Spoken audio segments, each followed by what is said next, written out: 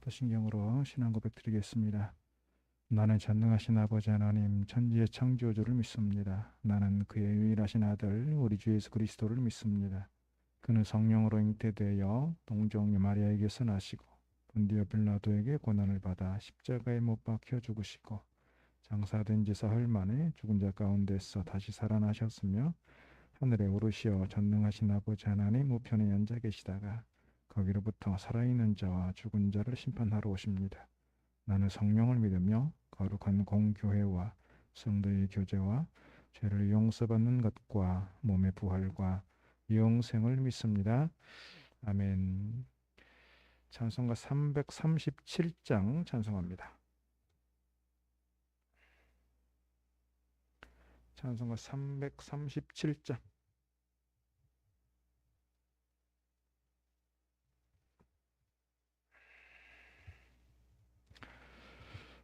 내 모든 시험 무거운 짐을 주 예수 앞에 아뢰이면 근심에 쌓인 날 돌아보사 내 근심 모두 맡으시네.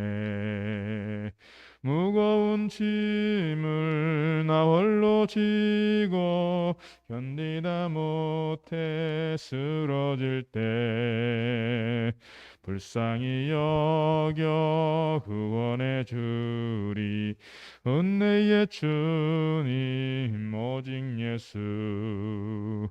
내 모든 괴로움 닥치는 환난 주 예수 앞에 아뢰이면 주께서 친히 날 구해 주사 넓으신 사랑 베푸시네. 무거운 짐을 나 홀로 지고 견디다 못해 쓰러질 때 불쌍히 여겨 구원해 주리. 은혜의 주님 오직 예수. 내 짐이 점점 무거워질 때 주 예수 앞에 아뢰이면 주께서 친히 날 구해 주사 내 대신 짐을 져주시네. 무거운 짐을 나 홀로 지고 견디다 못해 쓰러질 때 불쌍히 여겨 구원해 주리. 은혜의 주님 오직 예수. 마음의 시험 무서운 죄를 주 예수 앞에 아뢰이면 예수는 나의 능력이 되사 세상을 이길 힘 주시네. 무거운 짐을 나 홀로 지고 견디다 못해 쓰러질 때 불쌍히 여겨 구원해 주리. 은혜의 주님 오직 예수. 아멘. 시편의 말씀입니다. 시편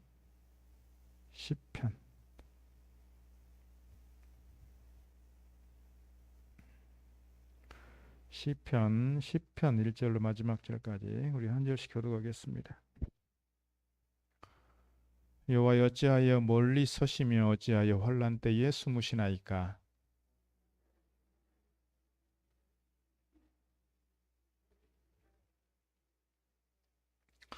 악인은 그의 마음의 욕심을 자랑하며 탐욕을 부리는 자는 여호와를 배반하여 멸시하나이다.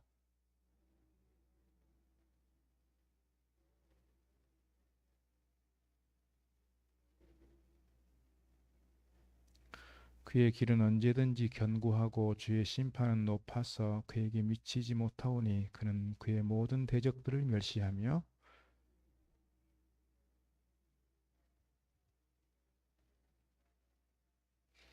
그의 입에는 저주와 거짓과 포악이 충만하며 그의 혀 밑에는 잔해와 죄악이 있나이다.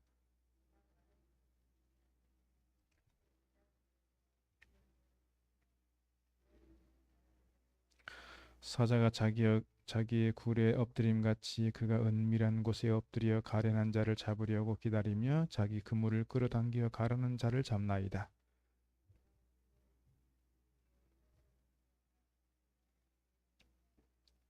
그가 그의 마음에 이르기를 하나님이 잊으셨고 그의 얼굴을 가리셨으니 영원히 보지 아니하시리라 하나이다.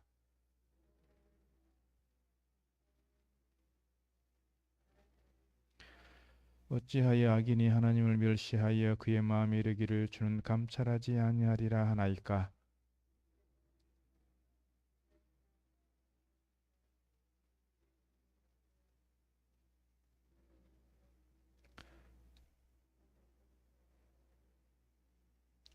악인의 팔을 꺾으소서. 악한 자의 악을 더 이상 찾아낼 수 없을 때까지 찾으소서.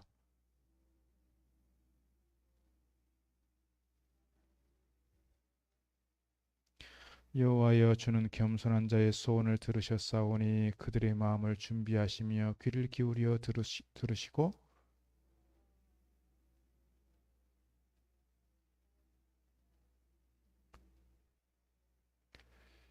아멘. 오늘 또 새벽을 깨어 나오신 여러분에게 성령의 충만한 은혜가 함께 하시기를 바랍니다. 오늘 시편의 말씀을 이렇게 쭉 읽다가 보면 좀 답답함이 있습니다.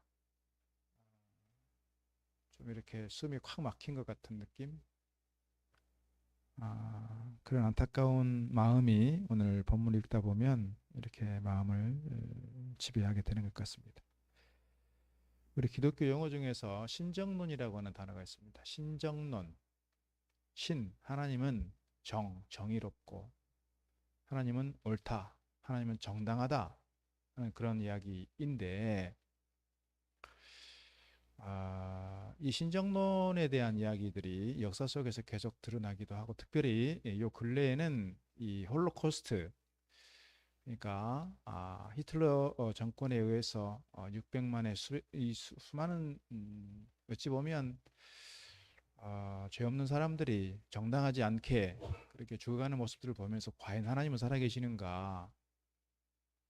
하나님은 과연 정의로우신가? 하나님이 계시다면 이런 악에 대해서 막아야 되는 거 아니냐? 그래서 불가지론에 대한 이야기가 나오고 무신론에 대한 이야기가 나오고 그렇습니다. 오늘 본문의 이야기가 사실 그렇습니다. 왜 악이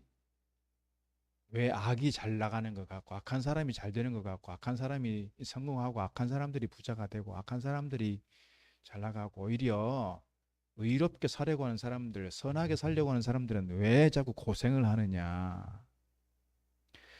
이렇게 악한 사람들이 착한 사람들을 괴롭히고 억압하고 악행을 하고 죽이고 해도 왜 하나님은 침묵하고 있는 것인가? 과연 하나님은 살아계시는가? 왜 하나님이 살아계시다면 약한 사람들을 징계하지 않고 징벌하지 않고 약한 사람들이 오히려 떵떵거리고 세상을 지배하고 살아갑니까? 거기에 대한 질문을 오늘 하고 있는 겁니다. 그래서 오늘 1절 보면 여호와여 어찌하여 멀리 서시며 어찌하여 환난 때에 숨으시나이까 그랬습니다. 왜 환난 때 하나님 숨는 겁니까? 11절 보면 이렇게 말합니다. 그가 그의 마음에 이르기를 그는 누구냐면 악한 사람이에요. 악한 사람들에 대한 이야기 쭉 있다 할 것입니다. 그의 마음에 이르기를 하나님이 잊으셨고 그의 얼굴을 가리셨으니 영원히 보지 아니하시리라.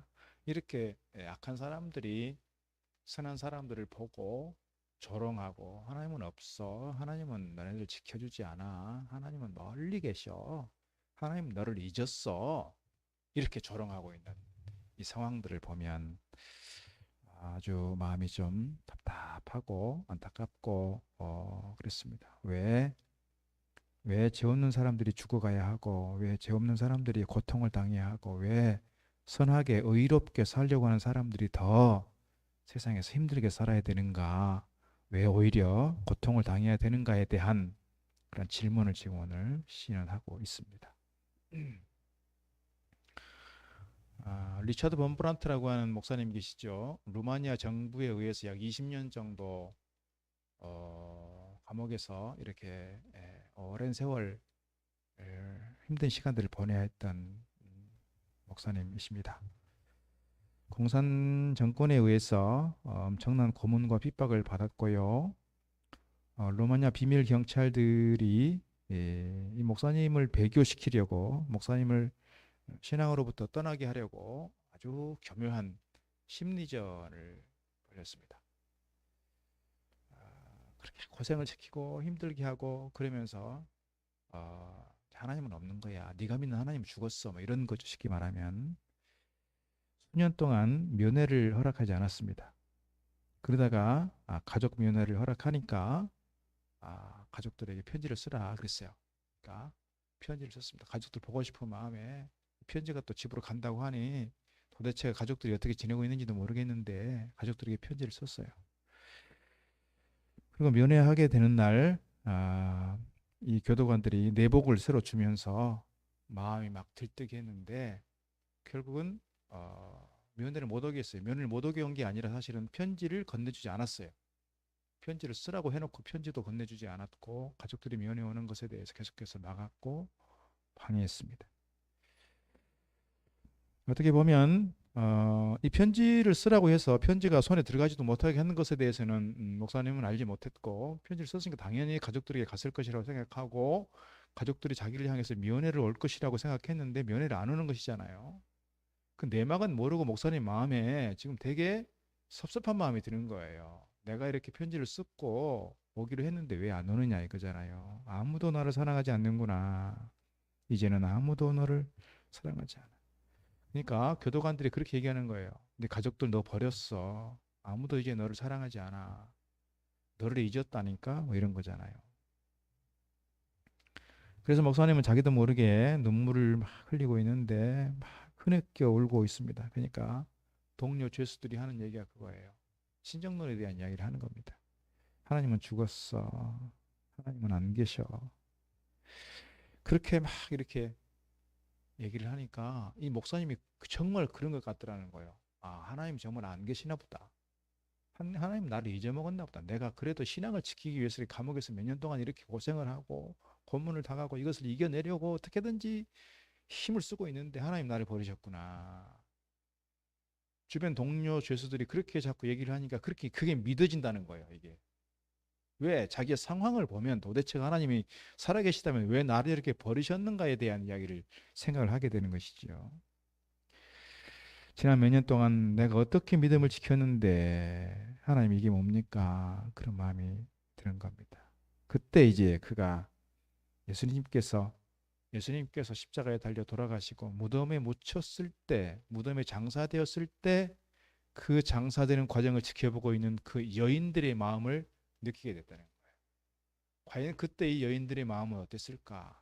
예수님께서 그렇게 믿었던 예수님께서 저렇게 비참하게 저렇게 처참하게 돌아가시고 저렇게 장사되고 있는 모습 보면서 이 여인들의 마음이 이런 마음 아니었을까? 그런 마음이 들면서 그 주님께 대해서 신뢰하는 마음이 생겼고 그가 그 주님께 대해서 기다리는 마음이 생긴 거예요. 그래서 20년 정도 지나면서 그가 석방이 됐고 오히려 루마니아 안에 복음의 부흥의 역사가 일어나게 되었다는 거예요. 이 목사님을 중심으로 해서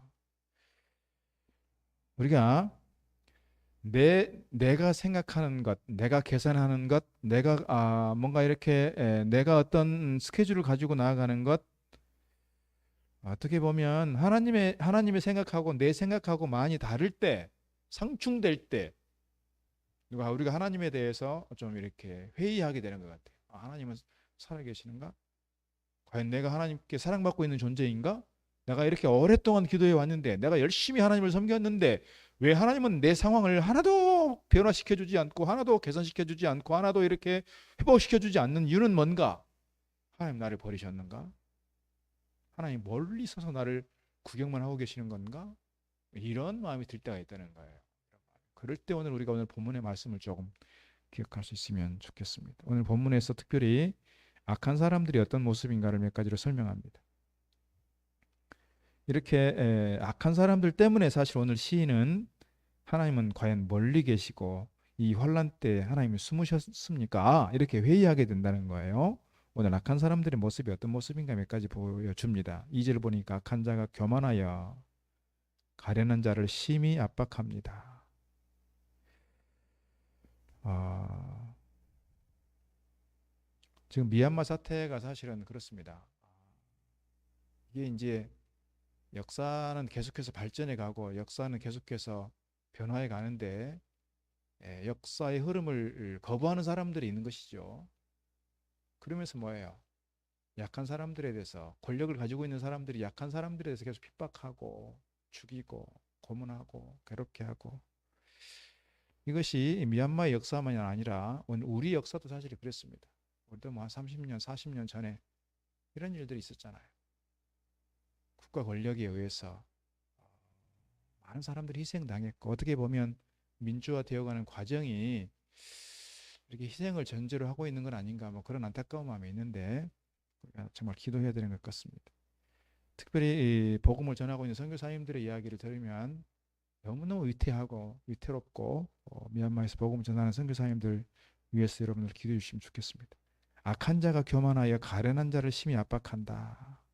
그들이 자기가 베푼 꾀에 빠지게 하기를 기도하고 있는 시인의 모습 그렇습니다. 3절 보니까 악인은 그의 마음에 욕심을 자랑하며 탐욕을 부리는 자는 하나님을 배반하고 멸시한다.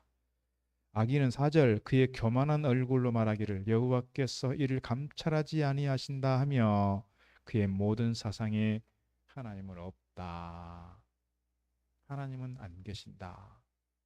무신론이 되는 겁니다. 무신론.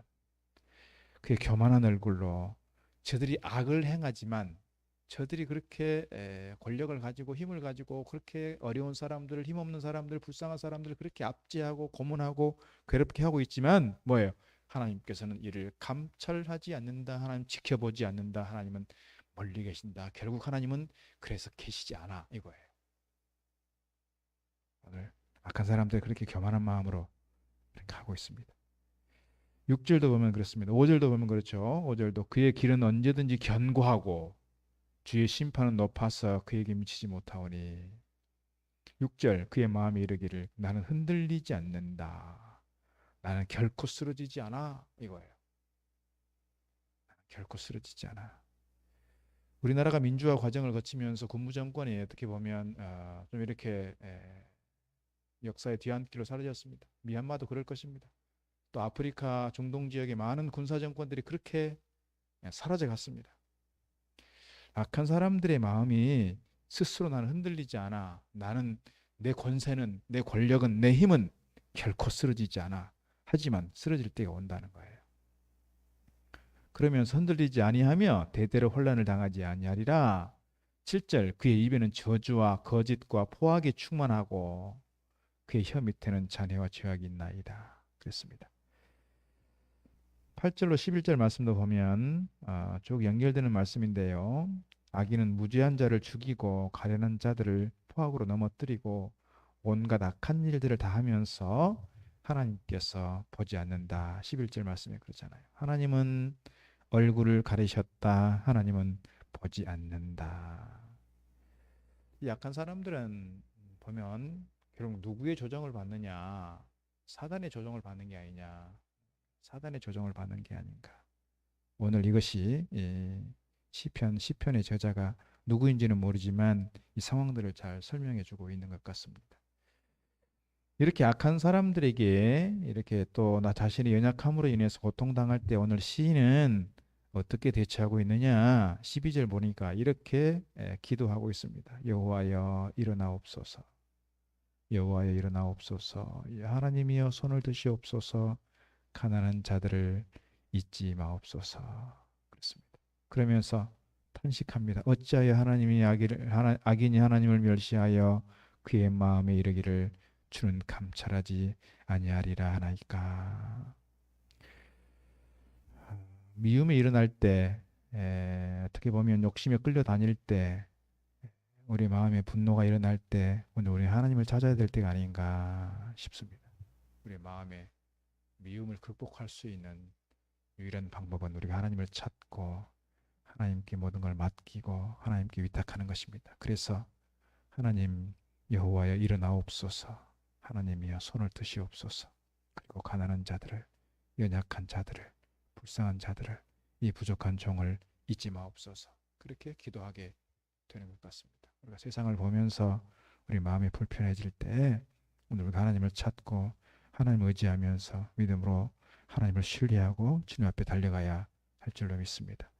오늘 1절 말씀에서 여호와여 어찌하여 멀리 서시며 어찌하여 혼란 때 숨으시나이까, 그렇게 하나님께 대하여 탄식하면서 회의적인 말씀들을 이야기하고 있는데, 오늘 14절 말씀에 결론적으로 주는 말씀은 이거예요.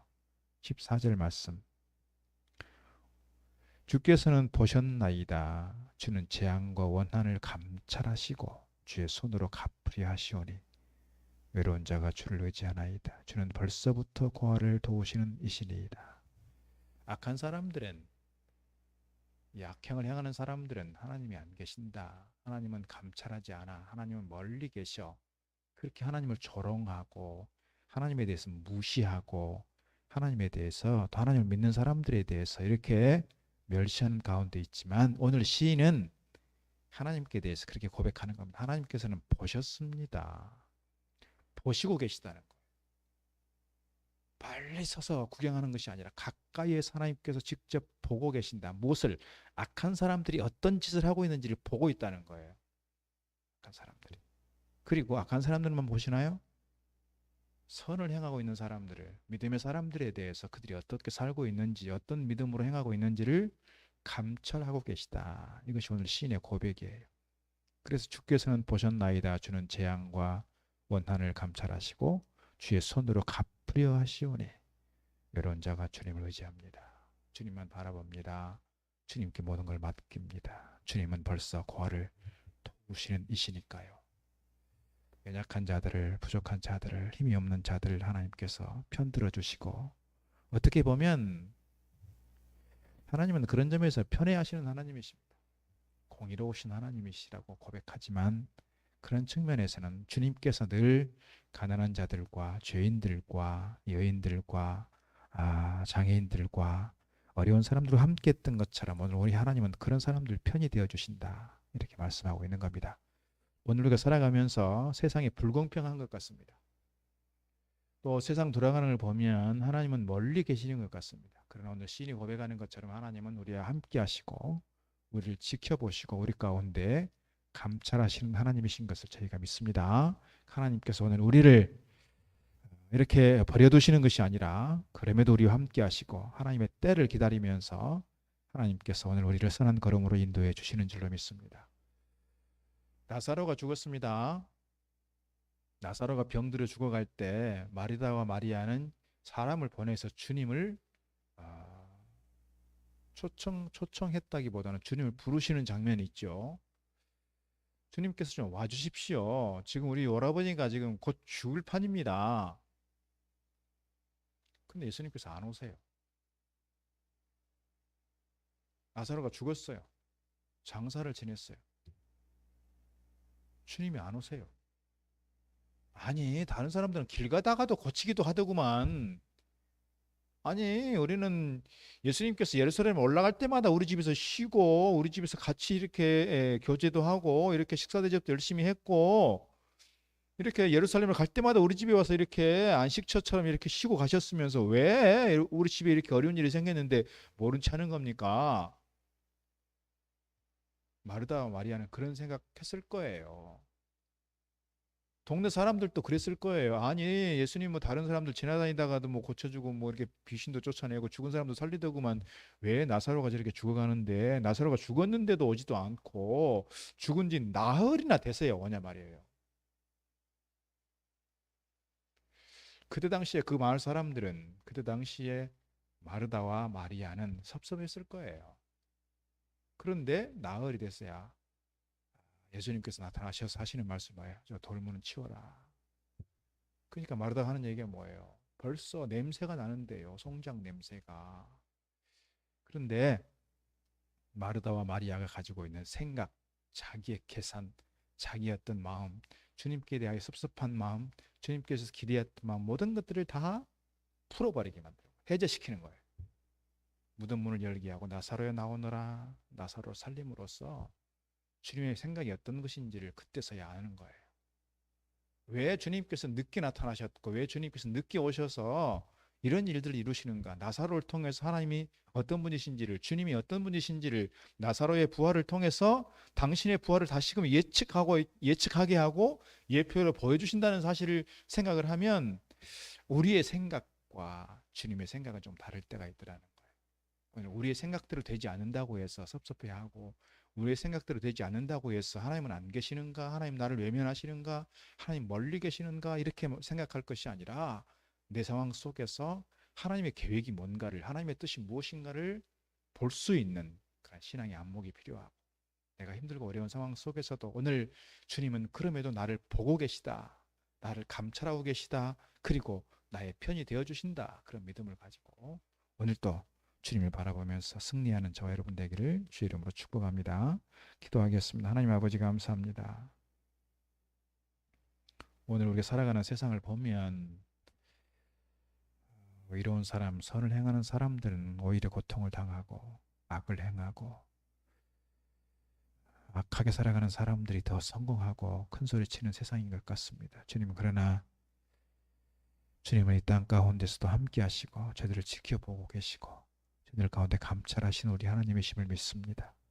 오늘 우리의 생각과 우리의 계산과 우리의 어떤 그런 경험이 아니라 주님만 바라보며 주님의 생각을 묻고 주님의 뜻을 물으며 기도할 수 있는 저희들 되게 하시고 오늘 저들의 삶을 통하여 하나님의 은혜를 경험하고 하나님의 뜻을 이루어가고 하나님의 생각을 우리 가운데 옮겨갈 수 있는 거룩한 믿음의 용사들로 세워지도록 축복하여 주옵소서.